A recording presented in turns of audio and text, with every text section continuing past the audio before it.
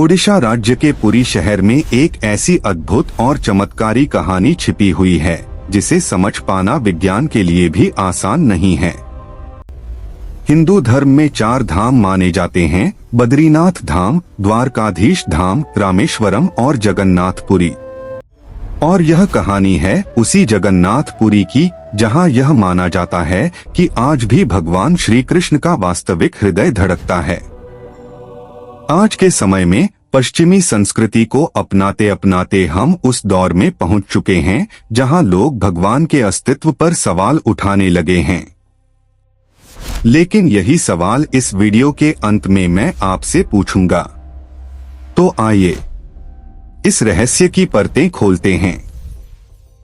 आमतौर पर अधिकांश मंदिरों में भगवान की मूर्तियां पत्थर या धातु से बनी होती हैं, लेकिन जगन्नाथ मंदिर में भगवान की मूर्तियां लकड़ी से बनी हैं। आखिर ऐसा क्यों? आइए इसका कारण समझते हैं। 3102 ईसा पूर्व में जरा नाम का एक शिकारी शिकार करते समय अनजाने में श्री कृष्ण के पैर पर तीर चला देता है। इस दुर्घटना में भगवान श्री कृष्ण देह त्याग देते हैं। जरा पूरे विधि विधान के साथ श्री कृष्ण का दाह संस्कार करता है, लेकिन जब चिता शांत होती है तो जरा देखता है कि एक चमकदार धातु जैसी वस्तु अब तक जली नहीं है। जरा यह समझ नहीं पाता कि वह वस्तु क्या है। वह उसे उठाता है और उसे बेचने निकल पड़ता है, लेकिन न तो कोई उसे खरीदता है और न ही उसे छूने तक को तैयार होता है। आखिरकार थक हार कर जरा उस धातु जैसी वस्तु को एक लकड़ी के टुकड़े पर रखता है और उसे पानी में प्रवाहित कर देता है। समय बीतता है। गुप्त साम्राज्य के काल में अवंती के राजा इंद्रद्युम्न, जो भगवान विष्णु के अनन्य भक्त थे, उन्हें एक रात स्वप्न में भगवान विष्णु दर्शन देते हैं। विष्णु जी राजा से कहते हैं कि वे एक नदी में डुबकी लगाएं और यह भी बताते हैं कि उसी नदी में एक लकड़ी के तने के रूप में वे उन्हें प्राप्त होंगे। अगले ही दिन राजा इंद्रद्युम्न नदी में डुबकी लगाने जाते हैं। डुबकी लगाते समय उन्हें थोड़ी ही दूरी पर एक लकड़ी का तना दिखाई देता है। बिना देर किए राजा उस तने तक पहुंचते हैं और उसे महल में ले आते हैं।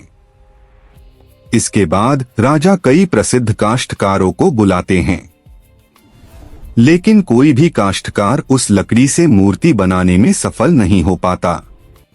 कई दिन बीत जाते हैं।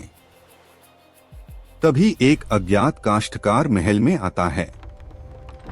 वह राजा से कहता है, मैं इस लकड़ी से मूर्ति बनाऊंगा, लेकिन मेरी एक शर्त है।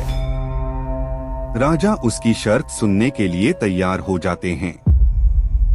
काष्ठकार कहता है, मुझे पूरे 21 दिन चाहिए और इन 21 दिनों में न कोई मुझसे बात करेगा, न मुझसे मिलेगा और न ही मेरे काम में कोई बाधा डालेगा। राजा खुशी खुशी यह शर्त स्वीकार कर लेते हैं। मूर्ति निर्माण का कार्य आरंभ होता है। शुरुआती दिनों में महल के भीतर से मूर्ति बनने की आवाजें आती रहती हैं, लेकिन धीरे धीरे वे आवाजें पूरी तरह बंद हो जाती हैं। अवंती की रानी को शंका होती है कि कहीं काष्ठकार भूख प्यास से मर तो नहीं गया। वह कार्यशाला का दरवाजा खुलवाने की जिद करती हैं। अंततः राजा को उनकी बात माननी पड़ती है। जैसे ही दरवाजा खुलता है तो भीतर कोई काष्ठकार नजर नहीं आता। वहां केवल 3 मूर्तियां होती हैं: भगवान जगन्नाथ, उनके भाई बलभद्र और उनकी बहन सुभद्रा। और भगवान जगन्नाथ की मूर्ति में वह धातु जैसी वस्तु भी स्थापित होती है। मान्यता है कि भगवान जगन्नाथ की मूर्ति अत्यंत शक्तिशाली ऊर्जा और विद्युत शक्ति को अपने भीतर संरक्षित रखती है। इसी कारण इन मूर्तियों में सामान्य लाइटनिंग कंडक्टर नहीं लगाया जाता। इतना ही नहीं, हर 12 वर्षों में भगवान की नई मूर्ति निर्मित की जाती है और भगवान के हृदय को उस नई मूर्ति में स्थानांतरित किया जाता है। ऐसा इसलिए किया जाता है क्योंकि उस मूर्ति में स्थित ऊर्जा अत्यधिक शक्तिशाली होती है और समय के साथ उसे स्थानांतरित करना आवश्यक हो जाता है। इस प्रक्रिया को नवक्लेवर कहा जाता है। नवक्लेवर के समय एक दिन ऐसा होता है जब मंदिर में किसी को भी प्रवेश नहीं मिलता। पूरे शहर की बिजली काट दी जाती है। मंदिर के सेवकों की आंखों पर पट्टी बांध दी जाती है और हाथों में मोटे दस्ताने पहनाए जाते हैं। पूर्ण अंधकार में भगवान के हृदय को पुरानी मूर्ति से निकालकर नई मूर्ति में स्थापित किया जाता है। जिन सेवकों ने यह प्रक्रिया की है, उनका कहना है कि उन्होंने उसे कभी देखा नहीं, लेकिन जब उस ब्रह्मा पदार्थ को हाथ में पकड़ा जाता है तो ऐसा महसूस होता है जैसे कोई जीवित प्राणी हाथ में हो। यह भी मान्यता है कि यदि किसी ने ब्रह्मा पदार्थ को देख लिया तो उसकी मृत्यु उसी क्षण निश्चित है। इसी कारण बिना आंखों पर पट्टी बांधे किसी को भी यह प्रक्रिया करने की अनुमति नहीं दी जाती। अब बात करते हैं मंदिर के ध्वज की। जगन्नाथ मंदिर के शिखर पर एक ध्वज लगा है जो विज्ञान के सभी नियमों को चुनौती देता है। आमतौर पर जिस दिशा में हवा चलती है, ध्वज भी उसी दिशा में लहराता है। लेकिन जगन्नाथ मंदिर का ध्वज हमेशा हवा की विपरीत दिशा में लहराता है। क्यों और कैसे, यह रहस्य आज तक अनसुलझा है। इस ध्वज को हर दिन बदला जाता है। मंदिर के सेवक 214 फीट की ऊंचाई तक चढ़कर प्रतिदिन ध्वज बदलते हैं। मान्यता है कि यदि किसी दिन ध्वज नहीं बदला गया तो मंदिर 18 वर्षों के लिए बंद हो जाएगा।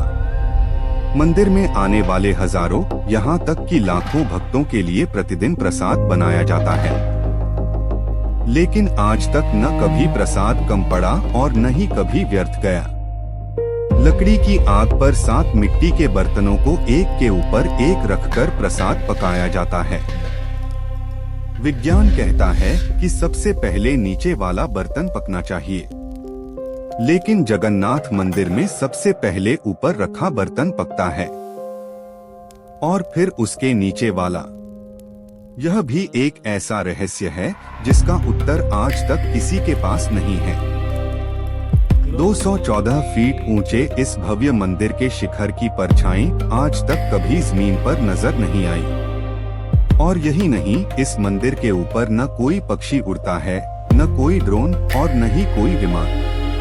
यही बात सबसे अधिक आश्चर्य में डालती है।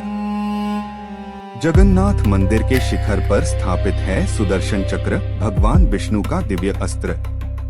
आप पुरी में किसी भी दिशा में खड़े हों, यह चक्र हमेशा आपकी ओर देखता प्रतीत होता है। हर साल लाखों श्रद्धालु इस मंदिर में अपनी आस्था लेकर आते हैं, लेकिन यहाँ केवल हिंदुओं को ही दर्शन की अनुमति है। अन्य धर्मों के लोगों को दर्शन बाहर से ही कराए जाते हैं। यहाँ तक कि भारत की पूर्व प्रधानमंत्री इंदिरा गांधी जी को भी यहाँ प्रवेश की अनुमति नहीं मिली थी। 2005 में थाईलैंड की राजकुमारी महाचक्री सिरिंधोर्न को भी यहाँ प्रवेश नहीं दिया गया। हालांकि विदेशी भक्तों द्वारा यहाँ भारी दान भी दिए गए हैं। यह मंदिर 12वीं सदी से आज तक अडिग खड़ा है।